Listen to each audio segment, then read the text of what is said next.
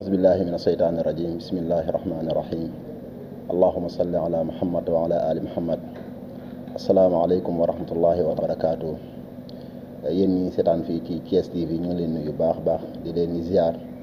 jiital si nuyoo beeg ziar bi kilifa kër gi sëñ Abdoulaye ñu ngi koy nuyu baax di ko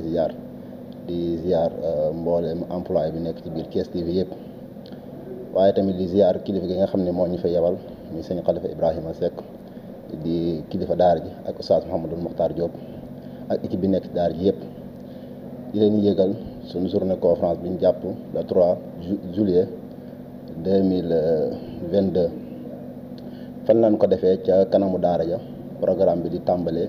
8h ba 14h ñu fas yéene see teral xale yi nga xam ne ñoo ci mokkal alxuraan ci 2022 bi mu toll ci fanweeri xale ak benn. incha allah rabbi programme bi rek nam naan amee lay amee incha allah xale yi dinañ fa jàng alquran karim waaye tamit def ci 12 cours ci français ak ci arabe ak ci anglais waaye tamit dinañ fa jàll waaye tamit taekwondo ba ak kilifa yenn ci kilifa ya fa teew tamit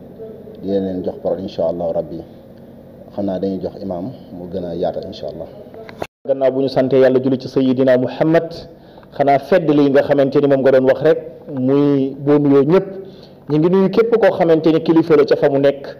nga xamante ni ñooy mag ñi nga xamante ni ñoo nekk ci dëkk bi ak seen xalifa yi leen fa wutu kenn ku ci nekk ñoo ngi lay jox sa wàccuwaay di leen yëgal yéen ñëpp bis bi képp koo xamante ni di nga wax ashhadu an la ilaha illa allah wa ashhadu anna muhammadan rasulullah ñu ngi lay wax bis bi mi ngi noonu ni ko oustaz Mouhamadul Mokhtar Diop waxee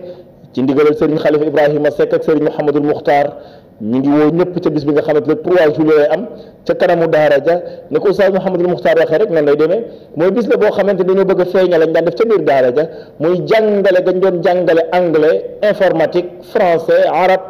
li ci gën a fës di alquran waaye bis boobu bis boo xam ne dañoo bëgg a tatagal suñu doom ya muy fanweeri kaan yaag benn nga xamante ni ren ñoo génn ca daara ja nga xamante ni dañ leen a bëgg a tatagal seeni waajur ànd ak seeni mbokk ñëw ca la nga xamante ni mooy bis ba waaye ku fa ñëw da nga gis loo xamante ni dina la yéem ndax lépp ñu ngi yaakaaroon ni dañoo yem ci alquran waaye njëkkate yeneeni matière ña ngi ca biir daara ja da leen ko fësal ca bis ba insha allahu di ci woo ñëpp rek képp ku ashhadu an la ilaha illa allah wa ashhadu anna muhammadan rasulullah ñoo ngi lay woo ca bis bi waaw bis bi mi ngi amee ca Silema ci quartier Sopp da baax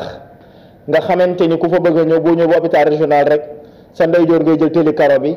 continuer ba nga yegsi ci daara ja amul jàdd bu ñu yegsee ba ci jàddukaay daara ja am na benn tableau bu ñu fa def ci internat imam Ahmadou Ndaak Seck nga xamante ni moom lañ duppee daara ja képp koo xamante ni yegsi nga rek di nga gis ay xale yoo xamante ni dinañ la tegtal wala ñu wan la wala ñu teeru la l'essentiel foofu ñëpp a ko xam koo xamante ni réer nga def numéro téléphone 901 35 91 77 901 35 91 wala boog nga jël suñu numéro 77 523 90 77 képp koo xamante ni woote nga ci rek incha allahu dinañ la kar dinañ la jël si nañ la tatagal bis baa ngoog yéen a ngoog di leen ñaanal yàlla salaam ak sutura ngeen fekk le 3 juillet 8h ci suba lay commencé ba 14h képp kenn ku ne ci yéen rek mu teel a ñëw te boole kook sañse ndax bis ba dana neex incha allahu